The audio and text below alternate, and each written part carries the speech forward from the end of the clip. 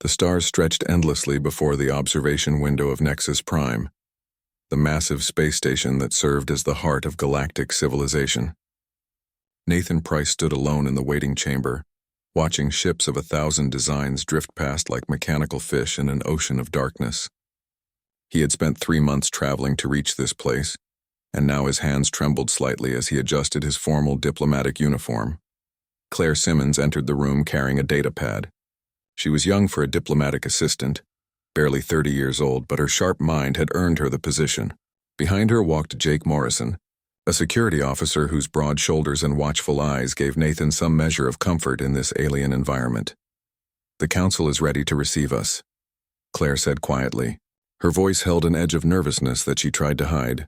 Nathan nodded and followed them into the corridor. The walls of Nexus Prime were like nothing on Earth. They shifted colors constantly, responding to some alien logic that human minds could not fully grasp. Strange beings moved past them in the hallways. Some walked on legs, others floated, and a few seemed to exist in states between solid and gas.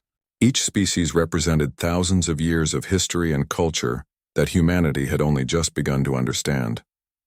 The council chamber was enormous. 12 raised platforms circled the center of the room, each one holding representatives from the species that ruled the galaxy. Nathan walked to the platform designated for him at the center. It felt like standing in a coliseum where he was both performer and prey. The Vrex representative spoke first. Jothik was nearly 3 meters tall, with a body covered in dark chitinous plates and multiple arms that ended in sharp points. His voice came through a translator that made the words sound cold and mechanical. "The human delegation may present its petition for membership in the Galaxy Council." Nathan took a deep breath and began the speech he had practiced for months. He spoke of Earth's achievements, of humanity's desire for peaceful cooperation, of the contributions they could make to galactic civilization. He spoke with passion and sincerity, believing that reason and good faith would open doors. The council members listened in silence. When Nathan finished, a long pause filled the chamber. Finally, a luminary representative spoke. The crystalline being's voice chimed like glass bells. "Your species is young and impulsive. You have been in space for barely 15 years. What makes you believe you are ready for council membership?" Nathan responded carefully, emphasizing humanity's rapid technological progress and adaptability. But as he spoke, he could see the dismissive gestures from several council members. They had already made up their minds. Jothik raised one of his blade-like arms for silence. "The council has reviewed Earth's petition. We find your species interesting. However, membership is not appropriate at this time. Instead, we offer you the Tributary Accord."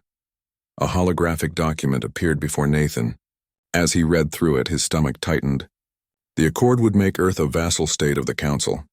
Humanity would be required to provide resources, technology, and even soldiers for the Council's various conflicts. Earth would have no vote, no voice, and no real sovereignty. "This is not what we came for," Nathan said slowly. "We seek partnership, not subjugation." "Partnership is earned over centuries," Jothik replied. "Lesser species must prove their worth through service. This is how galactic order is maintained. This is how it has always been." Claire touched Nathan's arm, her eyes pleading with him to be careful. Jake had moved closer, his hand near his weapon. The tension in the room was thick enough to cut. Nathan looked at the document again, then at the 12 council members staring down at him. He thought of Earth, of the billions of people who had celebrated when his ship launched. He thought of the children who dreamed of exploring the stars. He thought of what humanity would become if they accepted this treaty. "No," Nathan said clearly. "We refuse." The chamber erupted in a cacophony of alien sounds. Some council members seemed surprised, others angry. Jothik's mandibles clicked rapidly, a sign of rage in his species. "You refuse?" The Vrex leader's voice rose. "You dare refuse the council's generous offer?" "It is not generous," Nathan replied, standing straighter. "You ask us to give up everything that makes us free. Humanity did not claw its way out of a gravity well and cross the stars just to kneel before another master. We will stand as equals or not at all." "Then you are a fool," Jothik hissed, "and your species will learn the price of defiance." Everything happened too fast after that. Jothik gestured with 2 of his arms, and armored guards emerged from hidden doorways. They were massive beings covered in powered armor, carrying weapons that hummed with barely contained energy. Jake drew his weapon, but Claire pulled him back. "Don't," she whispered urgently. "We can't fight our way out of here." Nathan raised his hand slowly. "I am a diplomatic envoy. I have immunity under every law of civilized conduct. You cannot. Your immunity ended when you insulted 10,000 years of galactic order," Jothik interrupted. "The Council has been patient with emerging species before, and that patience has led only to chaos and rebellion. We will not make that mistake with humanity. Let this be a lesson to your people and to any other species that dares to question the natural hierarchy of the galaxy." The guards grabbed Nathan roughly, their mechanical strength impossible to resist.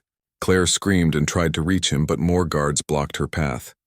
Jake fought against 3 guards holding him back, shouting threats and curses. Nathan was dragged to the center of the chamber. A circular platform rose from the floor beneath him. He could see energy beginning to gather around the edges of the platform, crackling with lethal power. "Please," Claire was crying now, still struggling against the guards. "Please, he's just one man. Let him go. We'll leave. We won't come back." Jothik ignored her.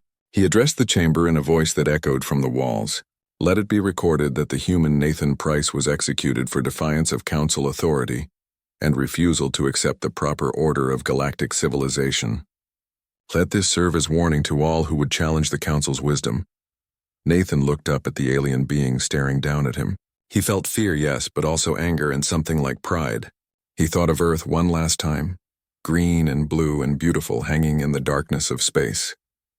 He thought of humanity's long climb from caves to cities to starships. "Humanity will not kneel," he said quietly, but his words were picked up by the chamber's recording systems and broadcast throughout the station. The energy discharge was instantaneous. Nathan Price, Earth's first ambassador to the stars, ceased to exist in a flash of light that left only scorched metal where he had stood. Claire's scream echoed through the chamber. Jake stopped struggling, his face frozen in horror and fury. The guards released them, confident that the message had been received. "Take them back to their ship," Jothik ordered. "Let them carry word to their homeworld. Earth has 1 cycle to sign the tributary accord. If they refuse, the Council will respond with force." This audience is concluded. Jake and Claire were escorted through the station's corridors in numb silence. Other species watched them pass with a mixture of pity and contempt. This was how the galaxy worked, their expressions seemed to say. This was how order was maintained. Their small ship was waiting in the docking bay, untouched and fueled for the long journey home. As they prepared for departure, Claire sat at the communications console with tears streaming down her face. She had recorded everything on a hidden device. The footage of Nathan's execution was now stored in multiple redundant systems. "They're going to pay for this," Jake said quietly as he plotted their course back to Earth. His voice was flat and cold. "I don't know how, but they will pay." Claire nodded, unable to speak. She thought of Nathan's last words, broadcast across Nexus Prime for all to hear. "Humanity will not kneel." She wondered if Earth would honor those words or if fear would make them submit to the Council's demands. The ship pulled away from Nexus Prime and accelerated toward the jump point that would take them home. Behind them, the massive station continued its rotation, unconcerned with the death of 1 human diplomat. The Galaxy Council had maintained order for 10,000 years. What was 1 execution compared to that vast span of time? But as their ship disappeared into faster-than-light travel, neither Claire nor Jake could know that Nathan Price's death would light a fire that would burn for decades to come. The footage reached Earth before Claire and Jake's ship did. They had sent it through quantum communication channels the moment they were clear of Council space, and within hours, every screen on the planet showed Nathan Price's final moments. People watched in their homes, in public squares, in offices and schools. They watched as their ambassador stood with dignity. They watched as he refused to surrender humanity's freedom. They watched as he died for those principles. The reaction was unlike anything in human history. There was grief, yes, but more than that was rage. Nathan had been sent in peace, carrying nothing but words and hope. The Council had murdered him for the crime of saying no. Every human being who saw that footage understood that the same fate awaited their entire species if they did not submit. President Helen Carter had been in office for only 2 years. She was a former military commander who had led peacekeeping missions in Earth's last major conflicts before the age of space travel.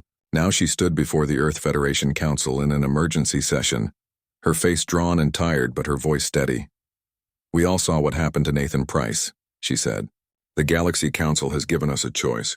Submit and become slaves or refuse and face destruction. They believe we will choose survival over dignity. They believe we will bow our heads and accept whatever scraps they offer us." She paused and looked at each council member in turn. "I say we give them our answer. Not in words, but in actions. Let them learn what humanity does when threatened. Let them learn that we would rather die on our feet than live on our knees." The vote was unanimous. Earth would not sign the tributary accord. Instead, Earth would prepare for war. The mobilization began immediately. Every shipyard on Earth and in the orbital stations shifted to military production. Civilian spacecraft were refitted with weapons and armor. Mining colonies in the asteroid belt worked around the clock to provide raw materials. Scientists who had been studying alien technology for peaceful purposes now turned their knowledge toward weapons. Admiral Gregory Hayes was called out of retirement to lead the Earth defense force. He was 60 years old, silver-haired and stern, with a reputation for brilliant tactical thinking. He knew they were facing impossible odds, but he also knew that humanity had survived impossible odds before. "We cannot match them ship for ship," Hayes told his senior officers in their first strategy meeting. "The Council has thousands of vessels and the resources of dozens of star systems. We have barely 200 ships capable of deep space combat. In a straight fight, they will annihilate us." "Then we don't fight straight," said Captain Stephen Blake, one of the youngest ship commanders in the fleet. "We hit them where they don't expect it. We make them bleed for every light year they advance. We make this so costly that they question whether it's worth it." Hayes nodded slowly. "Guerrilla warfare on an interstellar scale. It's never been done before." "Neither has refusing the Council," Blake replied with a grim smile. While the military prepared, scientists worked frantically to close the technology gap. Dr. Lisa Chen led a team of researchers examining every piece of alien technology they had managed to acquire through trade or salvage. She was brilliant and driven, working 18-hour days trying to unlock secrets that alien civilizations had developed over millennia. "Their weapons are more powerful than ours, but they're also more predictable," she explained to Hayes during one briefing. "They rely on energy shields that operate on specific frequencies. If we can build weapons that vary their frequency rapidly, we might be able to penetrate those shields." "How long to develop that?" Hayes asked. 6 months if we're lucky, a year more likely. The Council's deadline is in 4 weeks. Dr. Chen nodded grimly. "Then we'll have to fight with what we have and hope we survive long enough to deploy the new weapons." The Council's deadline came and went with no response from Earth. 3 days later, a Council fleet appeared at the edge of the solar system. 15 warships, each one larger and more powerful than anything humanity had ever built. They sent a simple message: surrender or be destroyed. Admiral Hayes ordered the Earth Defense Force to engage. The battle took place near Jupiter's orbit. The human fleet consisted of 40 ships, everything they could spare while still protecting Earth itself. They knew they were outnumbered and outgunned. They attacked anyway. Captain Blake commanded the EFS Vengeance, a destroyer that had been fitted with experimental missile systems. His crew was young and scared, but they trusted their captain and they remembered Nathan Price. When Blake gave the order to fire, they did not hesitate. The first volley caught the Council fleet by surprise. Human missiles struck 3 ships before their shields could fully activate. The explosions were brilliant flashes in the darkness, visible from observation posts throughout the solar system. For a brief moment, humanity dared to hope. Then the Council fleet returned fire. Their weapons were devastatingly effective. Beams of coherent energy sliced through human ships like paper. Plasma torpedoes tracked their targets with perfect accuracy. In the first 5 minutes of combat, the Earth Defense Force lost 12 ships. But humanity had learned something in their short time among the stars. They learned that most spacefaring species fought according to rules and traditions, carefully calculated maneuvers designed to minimize risk. Humans had no such traditions. They fought with the desperate creativity of a species that had nothing left to lose. Blake ordered his ship directly at the Council flagship, engines at maximum burn. The alien commander seemed confused by the suicidal charge, hesitating for a crucial moment. Blake fired every weapon at point-blank range and then detonated the Vengeance's reactor core. The explosion destroyed both ships and severely damaged 2 others nearby. It was not a strategic victory, but it sent a message. Humans would trade one ship for one ship, one life for one life, without hesitation or mercy. Admiral Hayes, commanding from the EFS Defiant, pressed the advantage. He ordered his ships to break formation and engage in close-quarters combat, where the Council's superior range was less effective. Human crews proved to be more aggressive, more willing to take risks, and more comfortable with chaos than their alien opponents. The battle lasted for 6 hours. When it ended, the Council fleet retreated. They had won in terms of ships destroyed. Humanity lost 28 vessels to their 5, but they had expected easy victory. Instead, they had faced an enemy that fought with terrifying determination. News of the battle spread across Earth within minutes. 28 ships lost meant thousands of dead, and every person knew someone who had died in that fight. But mixed with the grief was something else. Pride, defiance. The sense that they had struck back against an empire that thought itself invincible. President Carter addressed the planet again that evening. Her voice was hoarse from crying for the dead, but her words were strong. Today we proved something to the Galaxy Council. We proved that humanity will fight. We proved that we can hurt them. They came to punish us and we sent them running. Yes, we paid a terrible price, but we are still here. We are still free, and we will continue to fight for as long as it takes. The Council's response came 2 weeks later. They sent a larger fleet, 60 warships strong, but humanity had used those 2 weeks well. Dr. Chen's team had rushed production of their new frequency-shifting weapons. Every remaining ship in the Earth Defense Force was equipped with at least some of the new technology. The second battle was fought near Mars. This time, humanity employed new tactics. They used the planet's gravity well to slingshot ships into unexpected attack vectors. They hid small fighters in the asteroid field and launched ambushes. They sacrificed smaller vessels to create debris fields that disrupted enemy sensors. The new weapons worked better than anyone had hoped. Human ships could now penetrate Council shields with regular fire. The playing field was not level, but it was less lopsided than before. Captain Stephen Blake had survived the first battle by pure luck, evacuating the Vengeance moments before it exploded. Now he commanded the EFS Retribution, and his reputation had made him a legend among human crews. Where Blake went, crews followed without question. In the chaos of battle near Mars, Blake identified the Council fleet's command ship. It was a massive vessel, probably carrying the admiral who had ordered this invasion. Blake gathered 5 other ships and led them in a concentrated assault on that single target. The gambit worked. The command ship's shields failed under sustained fire, and Blake's weapons tore into its hull. The ship did not explode, it simply broke apart, spilling atmosphere and debris into the void.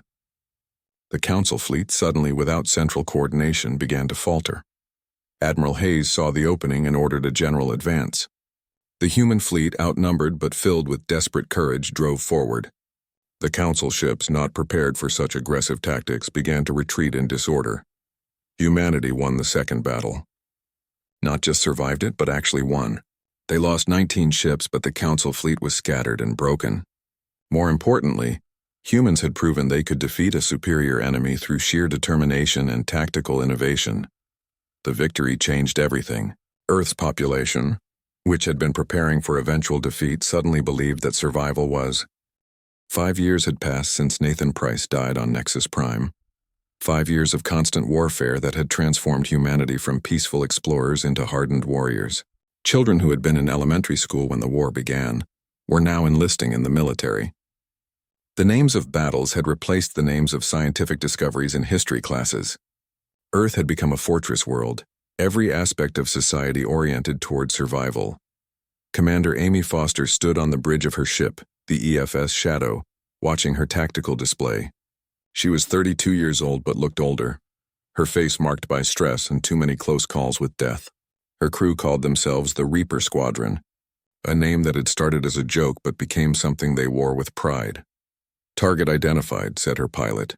Danny Cruz. He was young, barely 25, but he flew with an instinct that could not be taught.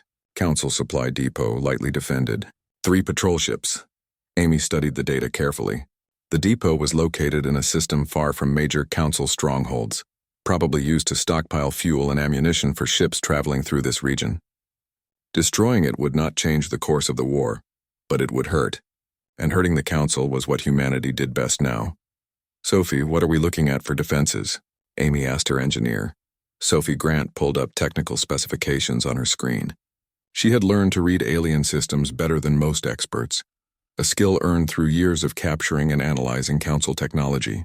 Standard shield generators, automated defense platforms. Nothing we cannot handle if we move fast. "Marcus, weapons status?" Amy continued. Marcus Lane, her weapons specialist, grinned. He was the oldest member of the crew at 41, and he loved his job more than was probably healthy. "Hellfire missiles armed and ready. We have enough firepower to crack that depot like an egg." Amy nodded. "Danny, take us in. Fast approach. Hit them before they can call for reinforcement. Sophie, be ready to jam their communications the moment we enter weapons range." The Shadow accelerated toward the depot. The ship was one of the new stealth designs that Dr. Lisa Chen's team had developed, capable of reducing its sensor signature to nearly nothing. It would not make them invisible, but it bought precious seconds before the enemy could respond. Those seconds were often the difference between success and death. They entered the system quietly. Engines running cool, every non-essential system powered down. The Council patrol ships continued their regular patterns, unaware that death approached.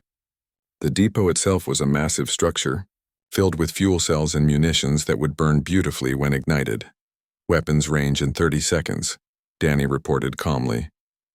Amy felt her heart racing but kept her voice steady. "Sophie, jam their communications on my mark. Marcus, target the patrol ships first, then the depot." The seconds ticked down. 20, 10, 5, mark. The Shadow came alive with violence. Sophie's jamming equipment flooded the system with interference. Marcus's missiles leaped from their tubes, tracking toward the patrol ships with deadly precision. Danny threw the ship into evasive maneuvers even as they attacked, already preparing for counterfire.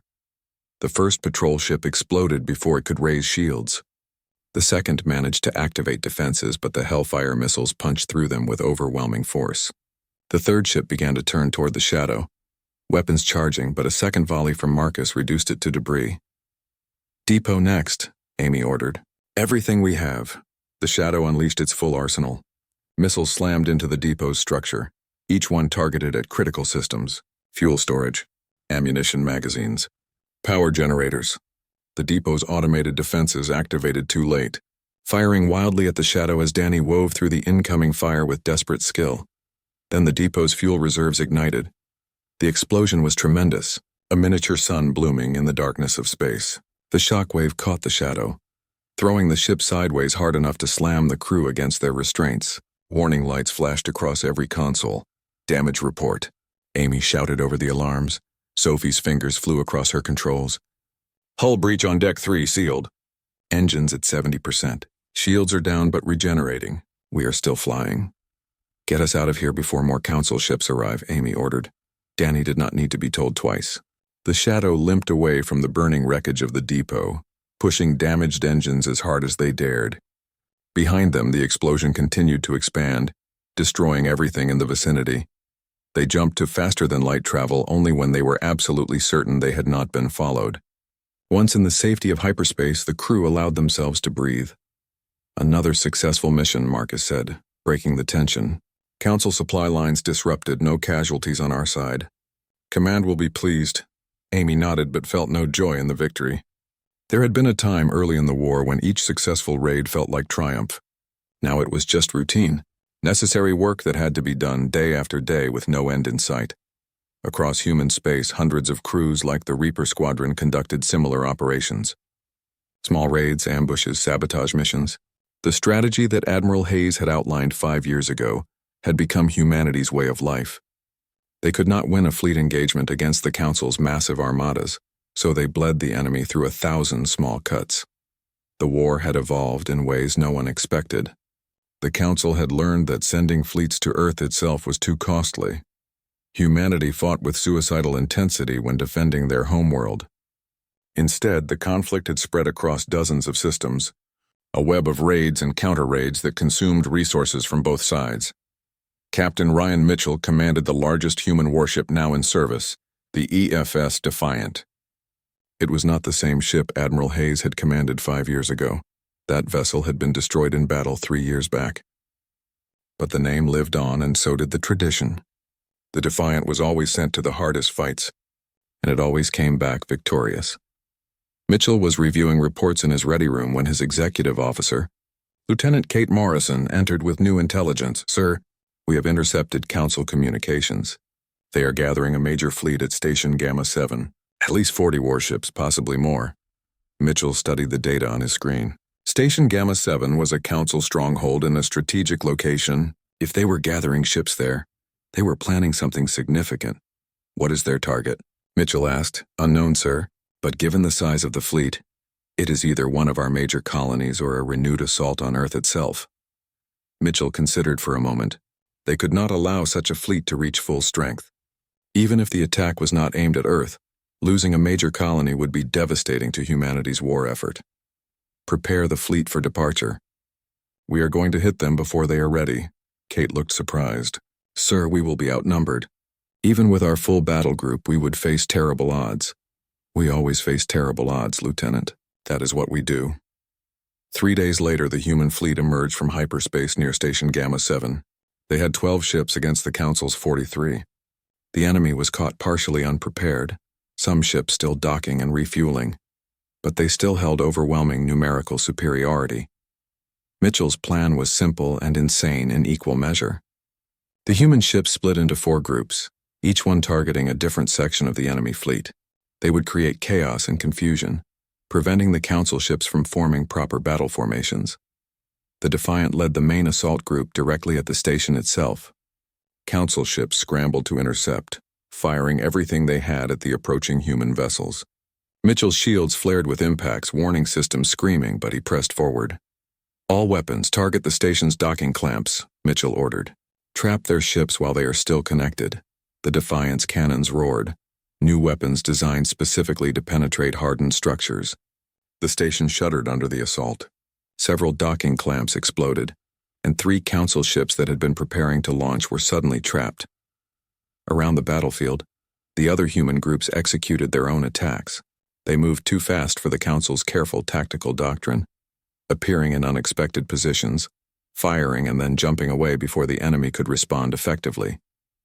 It was controlled chaos, and humanity had become masters of chaos. The battle lasted for 4 hours. When it ended, the human fleet withdrew with 6 ships lost, but they left behind 17 destroyed Council vessels, and a space station so damaged it would take months to repair. The enemy fleet that had been gathering was scattered and demoralized. News of the victory spread through human space like wildfire. Mitchell became a hero, his name spoken with the same reverence as Admiral Hayes. But Mitchell himself felt only exhaustion. Another battle won, but the war continued. Dr. Lisa Chen, now leading all of humanity's weapons research, unveiled new technologies with increasing frequency. The quantum displacement drive allowed ships to make short-range jumps that were nearly impossible to predict or intercept. Improved missiles could track targets through multiple evasive maneuvers. Energy shields had been upgraded to match Council standards, but for every advance humanity made, the war took its toll. Earth's 10 years into the war, the galaxy looked very different from the orderly empire the Council had maintained for millennia. Trade routes were disrupted. Ancient alliances showed cracks.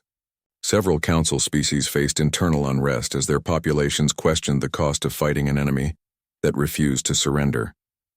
Admiral Gregory Hayes was 68 years old now, and he felt every one of those years. He stood in the command center on Earth, studying reports from across human-controlled space. The news was mixed, as it always was. A successful raid here, a lost colony there. Humanity was surviving, but barely. A priority communication alert flashed on his screen. The source code indicated it came from deep inside Council territory, routed through multiple relay stations to hide its origin. Hayes opened it carefully, expecting some kind of trap. Instead, he found himself looking at a luminary. The crystalline being's form refracted light in mesmerizing patterns, but Hayes had learned to read the subtle body language of different alien species. This one was nervous. "Admiral Hayes, my name is Crystalline Archon Layara. I serve on the diplomatic wing of the luminary delegation to the Galaxy Council. I am reaching out in secret because my people believe this war has continued too long." Hayes leaned forward, his full attention on the message. The Luminari were one of the most logical species in the Council, driven by mathematical reasoning rather than emotion. If they thought the war was irrational, that meant something. Layara continued. The execution of Nathan Price was opposed by several council members, including my species. We argued it was unnecessary and would create more problems than it solved. We were overruled by the Vrex leadership and their allies. Now 10 years later, we have the proof of our predictions. This war costs both sides tremendously, and there is no end in sight. The luminary paused, light patterns shifting across her crystalline form. I am not authorized to offer peace, but I can offer information, battle plans, fleet movements, internal council communications. In return, I ask only that when the time comes for negotiation, you remember that not all council species supported this conflict. Hayes sat back in his chair, his mind racing. This could be a trap designed to feed him false intelligence, but the Luminari were known for their honesty, almost to a fault. If Layara said she opposed the war, she probably meant it. Why now?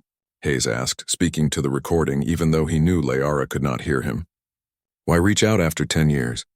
As if anticipating the question, Layara's message continued. My people have calculated that this war will continue for at least another 20 years at current rates, possibly much longer.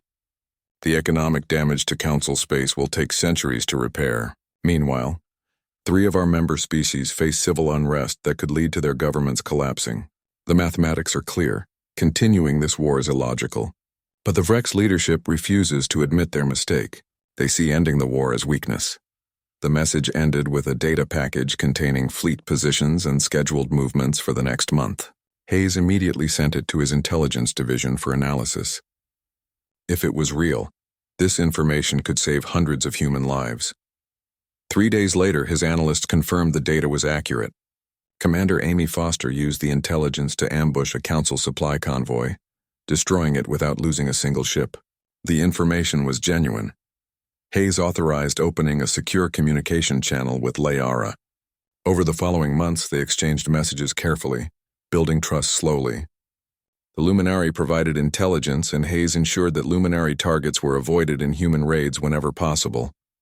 But Hayes knew he needed more than intelligence.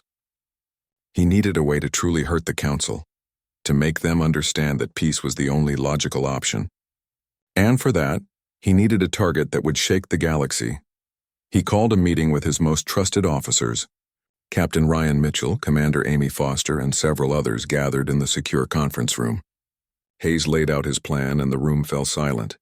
You want to attack Nexus Prime itself, Mitchell said slowly. The heart of Council space, the most heavily defended station in the galaxy. Not to destroy it, Hayes clarified, but to prove we can strike anywhere we choose. To show them that nowhere is safe, not even their capital. Amy Foster studied the tactical display showing Nexus Prime's defenses. It would require every stealth ship we have. The casualties would be enormous. We might lose half our attacking force. I know, Hayes said quietly, but it would end this phase of the war. It would force them to negotiate seriously, rather than simply trying to outlast us. The debate continued for hours. Some officers thought it was too risky, that losing so many ships in one attack could cripple humanity's ability to defend itself. Others argued that bold action was needed to break the stalemate. Finally, Mitchell spoke. Sir, if we are going to do this, let me lead the attack. The Defiant should be at the front. Hayes nodded slowly. Very well. Begin preparations. We launch in 3 weeks. The mission was classified at the highest level. Only those directly involved knew the target. 30 ships were selected, all equipped with the latest stealth technology and commanded by humanity's most skilled captains. They would travel to Nexus Prime using routes provided by Layara, avoiding Council patrols and sensor networks. Amy Foster's Reaper Squadron was chosen to lead the first wave. Her crew had more successful deep strike missions than any other unit in the fleet. They would create the opening that the main force would exploit. As the launch date approached, Foster found herself thinking about the past 10 years. She had been 22 when the war started, fresh out of training and full of idealistic fury about Nathan Price's murder. Now she was 32, tired and scarred, having seen too many friends die in the darkness between stars. You ever wonder what we will do if the war ends? Danny Cruz asked her one evening as they reviewed the mission plans. Honestly, no, Amy replied. I cannot imagine peace anymore. This is all I know now.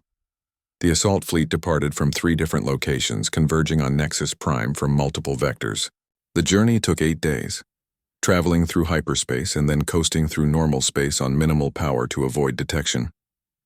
Layara's intelligence proved accurate. They arrived at Nexus Prime during a shift change in the station's defense fleet, when coordination between departing and arriving patrols was at its weakest. It was a window of only 30 minutes, but it was enough. Amy Foster's squadron went in first, their stealth systems making them nearly invisible. They targeted sensor arrays and communication relays, blinding the station's defenses. Explosions blossomed across Nexus Prime's surface as the installations were destroyed. Then the main force attacked. Ryan Mitchell brought the Defiant and 29 other ships in at maximum speed. Weapons blazing. They were not trying to destroy the station. That would take a fleet 10 times their size. Instead, they targeted the military docking bays where Council warships were stationed. The Council's response was chaos. Alarms screamed across Nexus Prime. Ships scrambled to launch, but many were trapped in damaged docking bays. Defense platforms tried to target the human attackers, but with their sensors damaged and communications disrupted, their fire was uncoordinated. Mitchell focused the Defiant's weapons on a massive Council cruiser that was attempting to undock. His first volley shattered its shields. His second tore into its hull. The cruiser exploded, and the blast damaged 2 other ships nearby. All ships concentrate fire on military targets only, Mitchell ordered. We are not here to kill civilians. That distinction mattered to humanity, even if the Council might not appreciate it. They had not started this war seeking genocide. They fought for survival and freedom, not extinction. The battle lasted for 20 minutes before the Council's defenses began to coordinate effectively. Hayes had predicted this.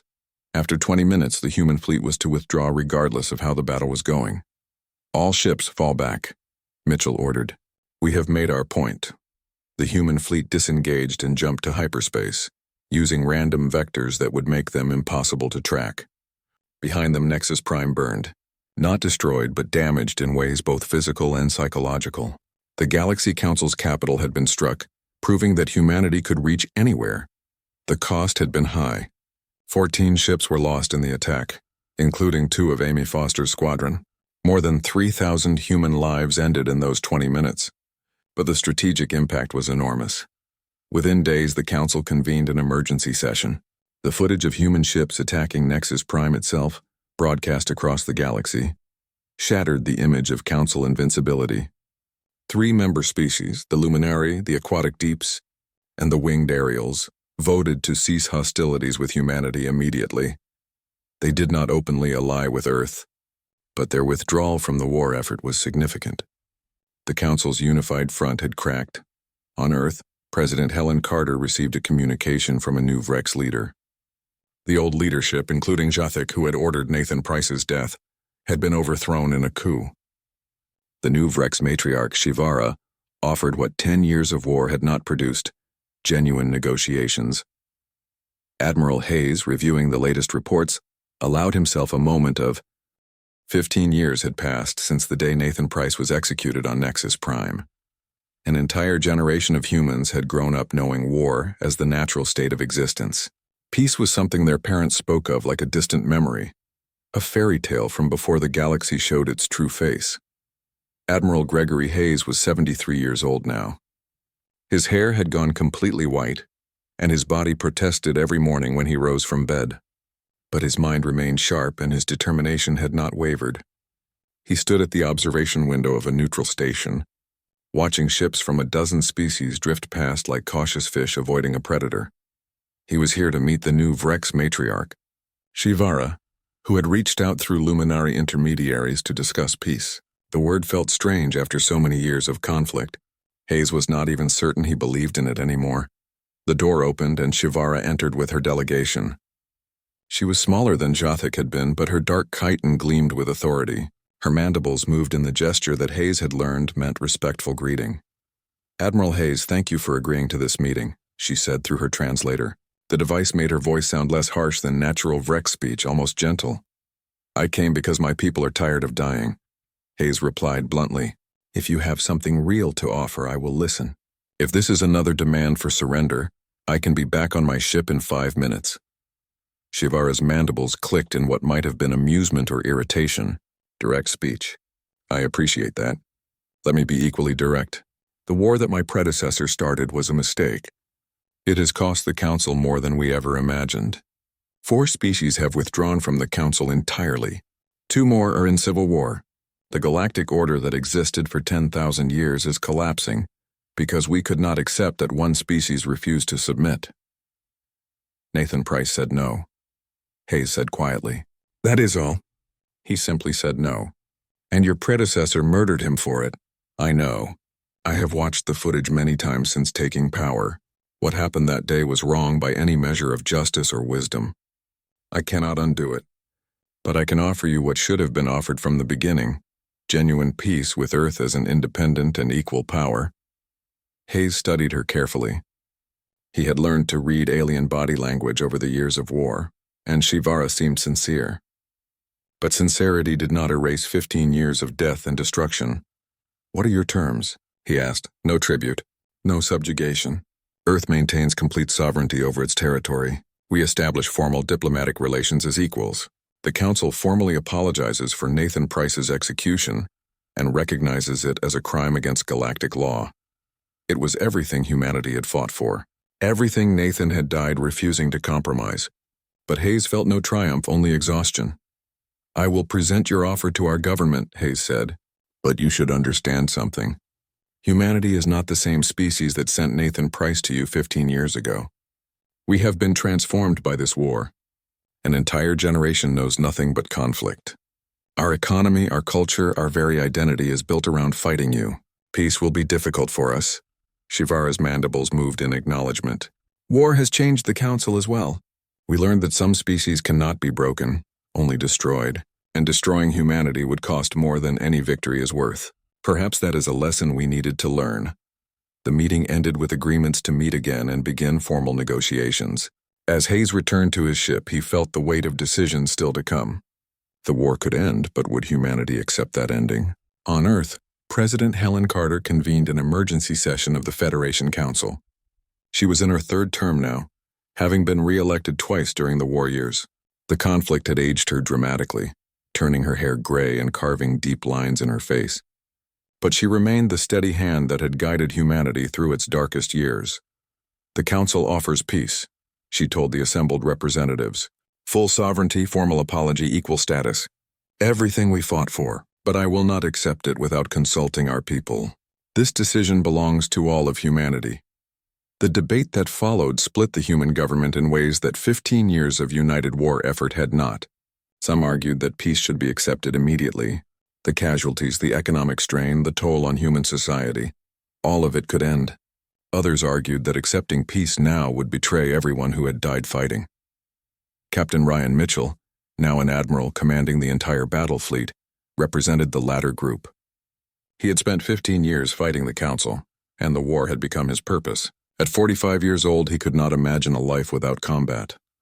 "They killed Nathan Price," Mitchell argued before the Council. "They attacked our worlds. They murdered millions of our people, and now they want to shake hands and pretend it never happened. I say we continue fighting until the Council is completely dismantled. Until every species understands that you do not threaten humanity without consequences." Commander Amy Foster, who had survived more combat missions than any other officer, spoke for the peace faction. At 42, she was tired in ways that went deeper than physical exhaustion. "I have killed more aliens than I can count," she said quietly. "I have watched friends die beside me. I have ordered attacks that I knew would cost lives, and I have made my peace with those decisions. But if we reject genuine peace now, we become the thing we fought against. We become the aggressors, fighting not for survival but for revenge. Is that who we want to be?" The debate continued for weeks. Public opinion was divided almost evenly. Those who had lost family to the war wanted it to end. Those who had lost family to the war wanted revenge. Somehow the same grief led to opposite conclusions. Dr. Lisa Chen, still leading weapons research at 65, provided data that complicated the decision further. "We have achieved technological parity with the Council in most areas. Our ships are as good as theirs now, and our tactics are superior.